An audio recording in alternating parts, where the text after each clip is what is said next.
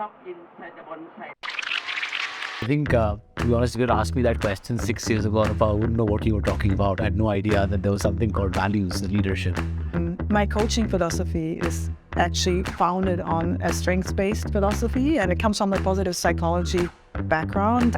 We always work on, and we really, as coaches, or I can maybe just speak about myself, I as a coach, really look at how can I create a safe, non-judgmental environment.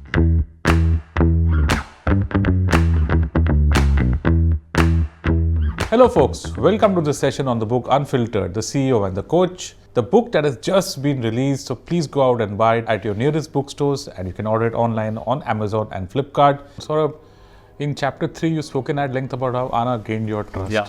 You've worked in the investment management industry, I don't know for how many years, for a really long time. Two questions. One, how important is trust in the investment management business? And your learnings from how Anna created this trust in you. So let me take the first one, very interesting question. So Saurabh, I think people understand that in investment management, trust. The client is trusting the fund manager to look after his money, her money. But I think as we wrote Unfiltered, I realized there's a different dimension as well. Fundamentally, what is the client trusting the fund manager for? The client is trusting the fund manager that under extreme duress, the fund manager will keep his or her calm, will hold the team together, help the team stay calm, right? And the more I worked with Anna, the more I realized this ability to stay calm under extreme pressure. Right? So for example, the sort of pressure Marcellus had to deal with through COVID. This office wasn't open yet. Clients wanted to be signed up. We went to the local police station. They simply wouldn't allow us to open the office. So there were all manner of practical issues that we faced. I realized that without coaching, you really cannot deal with these sorts of extreme pressures. Right? So in the context of our profession, trust is central, but you can't really run this sort of high pressure business in chronic high stress environments without a coach guiding you and training you for that. In terms of how did she gain my trust, as I explained in chapter 3, I was super suspicious. I thought there was a Machiavellian corporate imperative to jam my career progression. I think 3 things helped. Firstly, Anna reads a lot.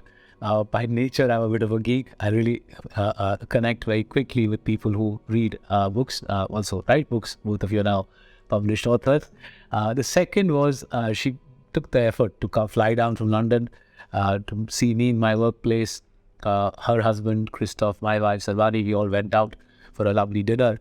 And that does break down barriers, right? When you meet as a couple rather than as a client and a coach, it breaks down barriers. And the third was, I think what really was a clincher. There was a juncture in our coaching relationship where she could have told me something which would have earned her far more fees than what she eventually earned from my erstwhile employer. She did not give me that advice, which would have commercially benefited her. And that was a real eye-opener for me. I think that's when the boundaries sort of melted. Okay, Saurabh, chapter 4, it's called Hard-Won Lessons. So it's the tough stuff really, right? Toughest decisions you've had to made as a leader, and how coaching helped you there. So I think if you ask me, even when I read that chapter, that Hard-Won Lessons chapter, even I start sweating a little bit because I've packed in so much emotion and intensity in that chapter. So there's several junctures in the last 6 years where my colleagues and I have been pushed to the wall. So most vividly, I recall June 2020, COVID is hammering India. We're all locked at home. COVID has also hit our investment performance. We haven't earned any performance fees. Marcel is still a very young company. Our bank balance running down. The old Saurabh would have really gone gangbusters, pushed the team to the wall, had a project, shouted at people, told them to work harder and so on. The coaching kicked in, and I think the coach also did a brilliant Zoom call with my colleagues and myself, as described in chapter 3. And I did a great Zoom call with my colleagues and myself. But without telling me in so many words, she said that, look, you can build Rome. You can build Rome when COVID is gone. Through COVID, the focus has to be on empathy, on support, on human connect, right? And the old Saurabh wouldn't have understood this. The coached Saurabh, the new Saurabh, was able to understand, clock the point. And I held off, and I'm so grateful I held off, because as COVID abated, Anupam, Marcellus grew tenfold, right? And that the input was invaluable. The decision making, thankfully, on my part was broadly correct. Anna, since we're doing tough questions here, right? I mean, I threw a tough one at Saurabh, I'm going to throw a tough one at you. Okay. How do you measure the impact of coaching, right? I mean, in numerical terms, you can say that profits have gone up, growth has gone up, attrition has come down. But is there a way to measure emotional change? It's not surprising that you asked that question, right? Because most of my clients are organizational clients, and ultimately they hire coaches to see results. And so measuring behavior or emotional change, as you said, is quite difficult. So we have obviously a way to measure it, that we gauge the perception, right? That we gauge the perception. Does the individual who has been coached feel like that there's a change, and what kind of change they're noticing? The coach is also another data point. Do I see that Saurabh has changed, right? The third one is obviously the system. So the people around us. Do, for example, the teams of the leaders see the change? Does the organization at large see the change, right? So that's the perception, but it's a soft perception. And I think it's important to also distinguish between different types of change. So you have the skill or the developmental type of change, right? Where you ask, for example, a coach to help someone to become a better public speaker. That's one of them.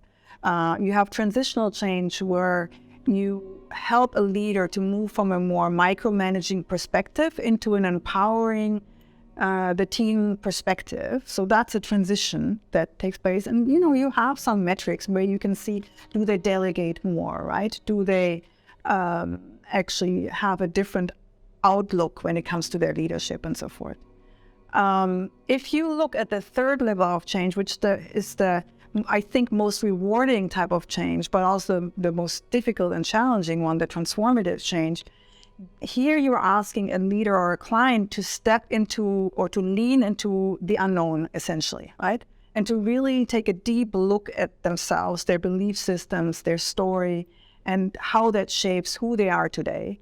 And to move from that space into a space of making choices, so moving away from autopilot and how we've operated in this life, in this career, in this profession so far, into a moment of choice, really, and what you also experience, where you say, what kind of leader, what kind of person do I want to be, right? So that's a transformative change. And if you want to measure that, you usually have to look at a longer time span, right? If you look at our book, it spans 5 years, and we didn't continuously work together. We had times when we just briefly touched base, but that is a change that takes time, because it's really someone coming into their own, someone really being more of themselves and having that sense of authenticity that we also often hope for in an inspiring leader.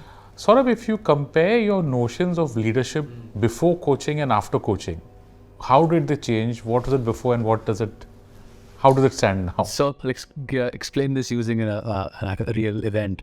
So around 20, perhaps 22 years ago, I was reading a book called Straight from the Gut by Jack Welch. Right? It was about how his glorious years and GE, and how wonderful his leadership was. So I remember, even as far back then, right, 22, 23 years ago, my wife Salvani, she read the book for a few minutes, and she turned to me and said, "What on earth are you reading? This is just toxic." Right? Now, I was stupid then. I simply didn't have the brains to realize that mode of leading people, which is very aggressive, focused around bottom line, money, cash flows, I didn't realize that you cannot really do that. I don't think you can sustain that in America. You certainly cannot sustain that in a ultra demanding country like India. Right? So that traditional norm of leadership, right? Actually, if you think about it, it's not really leadership. It's about cash generation. Leadership in the literal sense of the word, about leading men and women, has to have a heavy emotional dimension, and that, I think, gets lost for most of us. You are a CA, I am a CFA charter holder. We grow up thinking about business in terms of money and profits and cash flows, and we lose the emotional loading of the term leadership. I think it took Anna's entry into my life. It took me several years of coaching to understand the emotional dimension actually is far more important than the P&L, the financial dimension. If I had realized this 15 years ago, I think would have probably built better businesses back then, but hey, better late than never. Another kind of leadership that Saurabh is talking about involves a lot of stress, although some of it doesn't manifest or show in the open, right, for people. And in the book, you mentioned how stress on its own is neither good nor bad. Yeah. But regulating stress is a key. Yeah. So how should leaders deal with stress so that they can deliver great results? Yeah. It's true. Stress in and of itself is neither good nor bad. It's the context that makes it good or bad, right? And so if you look at a leader's performance, there's actually a certain degree of stress or arousal that's actually healthy, and that drives performance, right? That drives performance for the leader, for the team. If you think about, here's performance and here's sort of the stress stimulus, right? It's almost like an opposite bell-shaped curve where, you sort of rise in performance with a rise in stress. And then there's this optimal level. And then obviously if it's too much, then you really see a decline. And that's a common factor in any of the organizations and leaders that I've worked with, that, this is really important to measure what does this particular leader have as their optimal performance and how can they manage it. And the good news is there are some levers we can pull on, right? There are really 4 key energy sources. So the first one is physical, second one is mental resilience, third one is emotional, as we've talked about, and then the fourth one is spiritual. So really a sense of purpose and a sense of greater direction than the leader, him or herself. And so really sharing that knowledge, but then also working with an individual leader and find that bespoke approach to their stress management is really key and part of the coaching. And I think put my hand up here and say this is still work in progress for me. I think this is an area where I still try to help me. As you know, Anupam, I'm very prone to try to do too many things, too many books, too many businesses, too many adventures to go on. It's still an area I'm working on. So last chapter of the book, we dwell upon this. I dwell upon it using something called Zimbardo's time paradox and how I struggle to keep that optimal level of stress going into my life. But perhaps that could be a subject for another Unfiltered part 2 series out. And that is a wrap.